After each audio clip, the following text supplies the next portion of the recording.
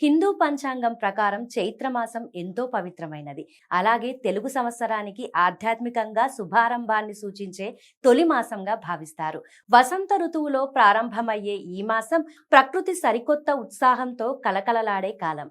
ఈ సంవత్సరంలో చైత్రమాసం మార్చి 19న ఉగాదితో ప్రారంభమై ఏప్రిల్ 17 వరకు కొనసాగుతుంది. ఈ మాసంతోనే హిందూ నూతన సంవత్సరం ప్రారంభమవుతుందని విశ్వాసం. అందుకే ఈ కాలంలో పూజలు, వ్రతాలు, పండుగలు ఎంతో విశేషంగా జరుగుతాయి. ముఖ్యంగా వసంత నవరాత్రులు, శ్రీరామనవమి, హనుమత్ వ్రతం వంటి మహాపర్వదినాలు ఈ నెలలోనే వస్తాయి. ఈ మాసంలో జరిగే ప్రధాన పండుగలు ఇలా ఉన్నాయి. మార్చి 19 ఉగాది, గుడి పడ్వా, చైత్ర నవరాత్రులు ప్రారంభం. మార్చి 20 జూలేలాల్ జయంతి, చంద్ర దర్శనం. మార్చి 21 మత్స్య జయంతి, గౌరీ పూజ, గంగౌర్.